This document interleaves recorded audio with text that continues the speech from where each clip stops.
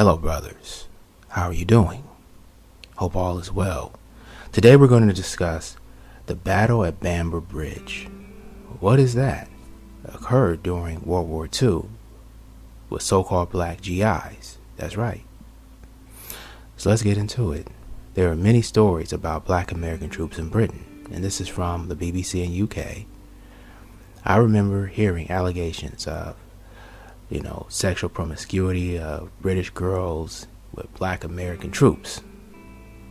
In particular, at Bristol and Nottingham, but I dare say that there were similar stories of the supposed activity in other towns and cities. But one also heard of the discrimination within the American Army, of the fact of segregated units, and of actual conflicts off duty between white and black troops. There was a brief reference to one such incident in the autobiography of a writer, Anthony Burgess. He published a great deal, most notoriously the book which was later filmed, Clockwork Orange. Good film. The autobiography is called Little Wilson and Big God, being the first part of the confession of Anthony Burgess. Just after the war, he got a job as a lecturer at a college near Preston in Lancashire at Bambry, one of the post-war teaching training institutions which provided accelerated training for ex-service persons. The college was a place which had housed American troops during the war. Okay, so I guess they quartered that place. All right. I was interested in this, and I wondered whether American troops during the war experienced some good and bad. This was the same location which I had attended at Army courses at the end of the war, and enabled me to become a local paid sergeant for the post-war educational scheme in the Army. I thought I would try and find an American camp that was the same place of my course at Burgess College. I tried the internet, interesting Bambry Bridge, and among various entries, I was surprised to find one website called Bambry Bridge, Lancashire Swingers, the leading UK swingers club. No apostrophe in swingers, a pity. I had to acknowledge in 1945, I was disappointed that I was unable to get the answers to my questions about the site. My Army College Burgess wrote this. In 1943, there had been the Battle of Bambry Bridge, well remembered, though it never got official chronicles of the war. Black soldiers had barricaded the camp against the whites and trained machine guns.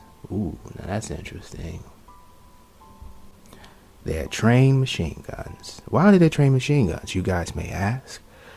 Why did they train them on them? Well, here we go. The brig, the local name of the Bambry Bridge, was totally a black in a sentiment when the U.S. military authorities had demanded that the pubs impose a color bar. The landlords had responded with black troops only. The brief reference is intriguing, but does not tell as much. Fortunately, there is the full account in a magazine called After the Battle, a journal which is devoted to research into World War II, although with special features, and comparisons are made within places looked at the time during the research, thus explaining the then and the now characteristics of the magazine. It has been published quarterly since the early 1970s, and the article of Bambry Bridge was in number 22, 1978, which I'm going to look for, and if I can find that, brothers, I'll drop it. The article titled The Mutiny at Bambry Bridge is prefaced by heading Crime in World War II. It is Dr. Ken Wernell, then a professor of history at Radford College, Virginia, but more recently a military defense analysis at the Air Power Research Institute in the USA. As expected, the academic of the research is meticulous, involving looking at contemporary reports and records of two subsequent trials about the incidents. There were also interviews with survivors, including British witnesses, and he also went to Bambry Bridge with his son to traverse the relevant streets and to photograph the various locations, thus living up the magazine Then and Now approach. The Now began in the early 70s. The piece was published originally in 75 in the Aerospace Historian magazine and had been updated by the editor of the After the Battle. The mutiny took place on 23rd and 24th of June in 1943 and involved some of the black American troops who were stationed at Adams Hall and Bambry Bridge, essentially as a collection of Army huts. This was the location of U.S. 8th Army Air Force Station 569, which consisted of former quartermaster truck companies. As might be expected, the trouble began in what was otherwise a trivial matter. Two white military policemen, henceforth MPs, having been advised that there was trouble in the old Hob Inn, went to investigate. It was just after 10 p.m. closing time at the barmaid had just refused a drink to several black soldiers in the pub who were there along with a number of British soldiers and civilians. The MP tried to arrest one of the black soldiers who was inappropriately dressed and had no pass. The soldier refused and the crowd surrounded the two policemen. Some of the Britons in the crowd verbally supported the black troops, and the whole thing escalated. As far as the MPs are concerned, the black troops looked threatening and aggressive. Does that not sound familiar, brothers? And probably were. One of the MPs drew his gun when a soldier advanced to him with a bottle in his hand, and the MP left, and the bottle was thrown, hitting the widescreen of the Jeep. The soldiers then began walking to Adams Hall, following 3 ATS girls. The MPs, having got reinforcements, returned to the walking soldiers. There was a confrontation ending with a fight, bottles and cobblestones being thrown. A policeman fired a shot, and one of them throwing a cobblestone, another shot was fired, hitting one of the blacks in the neck. Another policeman also fired. The crowd dispersed. The blacks went to Adams Hall and the MPs went for reinforcements. Rumors then spread about Adams Hall that blacks had been shot. And the crowd and the area of Adams Hall and some blacks carrying rifles tried to get back to Bambry Bridge, but the situation was calmed by the unit's sole black officer, a second lieutenant, who convinced the men that the white senior officers would listen to their grievances. That also sounds familiar. But about midnight, about a dozen of police arrived in makeshift armored vehicles complete with machine guns. This convinced some, of possible many of the black soldiers, that the police were going to kill them. All of them. And that they armed themselves, which is very smart. Werner describes the scene as 2/3 of the rifles in the stores were seized by black soldiers. Some stayed in the camp. Others believed they were defending the camp. Another group took more direct action. And as the MPs moved off, some of them fired at them. British residents testified that there was firing that night at Bambry Bridge, and it became known as the shots that were fired at the MPs who returned fire. 4 soldiers were wounded and 1 black soldier was killed. One British resident said that the firing went on until 3 a.m. Golly, how many rounds did these people? Okay, 1 black soldier had bruises and 2 MPs had respectively a broken nose and a broken jaw. That means they got beat the hell up. There were 2 trials. The first was at another American Army base in Shorley, south of Bambry Bridge. For one of those involved, the initial brawl were charged with various offenses and were found guilty. 3 were sentenced to 3 to 4 years hard labor and dishonorably discharged. The 4th of the 2, half a year's hard labor. On review, the sentence on the 4th was overturned. The second trial took place at the 8th Army Air Force Headquarters in Bushy Park, Telegram. I'm sorry, if I butcher the name of the city, you guys can correct it below. One of the men convinced at the first trial, along with the man who was acquitted, were among the 35 accused of mutiny, seized arms, firing upon officers and MPs, ignoring orders, and failing to disperse. 7 were found not guilty, and the remainder received prison sentences for about 3 months to 15 years. 7 men received sentences of 12 years or more. but the president of the court martial made an immediate plea for clemency, arguing that there had been an appalling lack of discipline at the camp and poor leadership, with officers failing to perform their duties properly. His views were accepted by higher authorities, and all sentences were reduced. A year later, 15 of the men were restored to duty, and 6 others had been sentenced. They were reduced 1 year. The longest period served was 13 months. Opinions on the fairness of the trial varied. Some thought it was a kangaroo court, with the defense being poorly prepared and performed. Others thought that the board bent over backwards to be fair. It could be argued that the sentences were very light, considering they had been charged with mutiny in wartime. There were some positive outcomes on the whole affair. All field officers, majors, lieutenant colonels, and colonels of black units were replaced, and many junior officers were weeded out. There were also improvements in such matters as leave, arrangements, and the provisions of racially mixed MP patrols. But the other notes, there was still trouble in various parts of England. In September 1943, some blacks wounded 2 MPs in Cornwall. In October 1943, some black troops faced a court-martial for mutinies and attempted to murder a Devon. In February 1944, there was serious fighting between black and white troops in Lancashire, and on October 5th, 1944, a wife of a licensee was killed in the crossfire between black and white troops near Newbury, Berkshire. But the article in Wernell does not throw any light to Burgess' statement that the publications in Bambry, there were 3 pubs, issued a black troops only notice, and he was wrong saying that black troops had armed themselves with machine guns. Now, we're getting into a recording, and I don't own this, so I'm going to have to break it during certain parts, and you hear directly from people that were there. Alright, I'm out, bros. Enjoy the recording. You wouldn't believe this. I tell people every day, we black troops went overseas to fight the Germans, but we had to fight the Yanks first.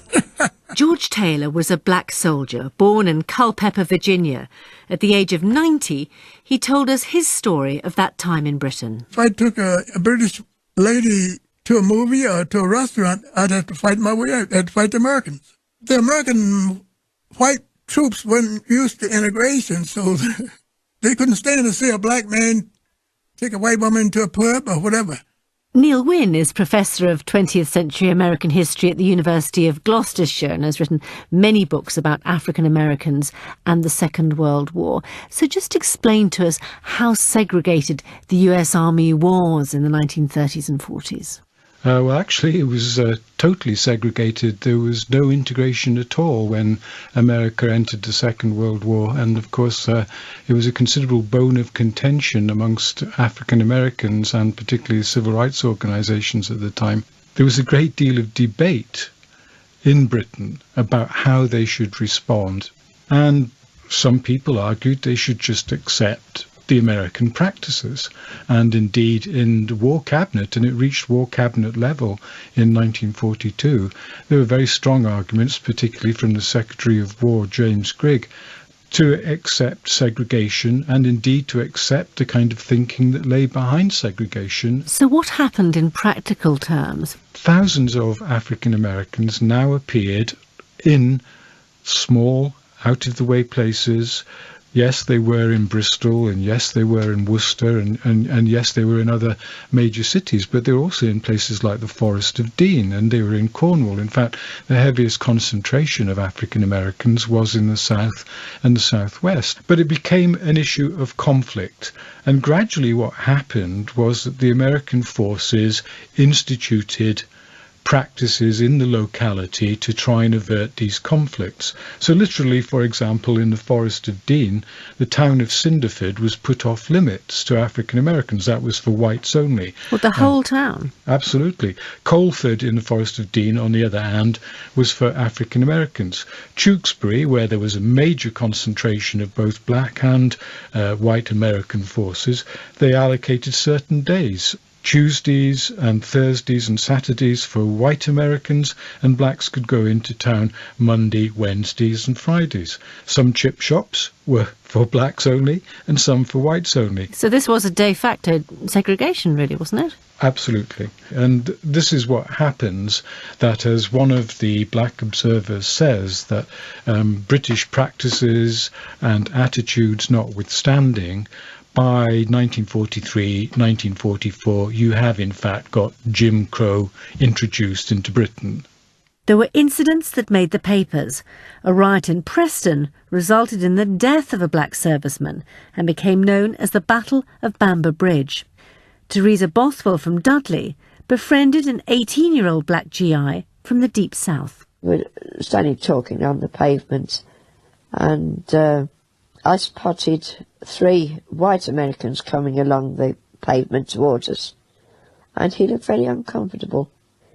Anyway, they came up to us, and the fair-haired one, he said to the coloured boy, he said, "Boy, what are you doing walking on the sidewalk? And what are you doing talking to a young white lady?" So I said, he was just asking for help. "I wasn't talking to you, miss," he said, "I'm asking him." So as the boy went to speak, they pushed him into the gutter. "That's the place for you, boy." I said, "For your information, this is not called a sidewalk, it is called a pavement. And in Britain," I said, "people of all colours are allowed to walk on the pavement." And as we were talking, the one at the back came up behind me, and all of a sudden I felt his arms come right round me and hold me tight. I couldn't move my arms. They pushed this lad into the gutter, but this time they pushed him over, and they kicked him from head to foot, and they kicked him and they kicked him. Later that same day, Teresa saw 3 black GIs being chased through the town. One ran into a shopping arcade, followed by an American military policeman. The military police van pulled up, and I said, is he alive or not?" I said, "Because it looks as though he's had his head bashed in." "Oh no, miss," he said, he's dead." He said, "That isn't what killed him." He said, "He was knifed in the heart. He was resisting arrest rather than be taken. He killed himself." And he looked at me, he said, "You don't believe me, do you?" I said, "No, I don't." I said, "I don't believe you." I said, "Those 3 black men," I said, "were not rioting. They tried to run for their lives when they saw the military policeman coming down the road. And the chap that was killed in the doorway was the young man that had been beaten up at lunchtime."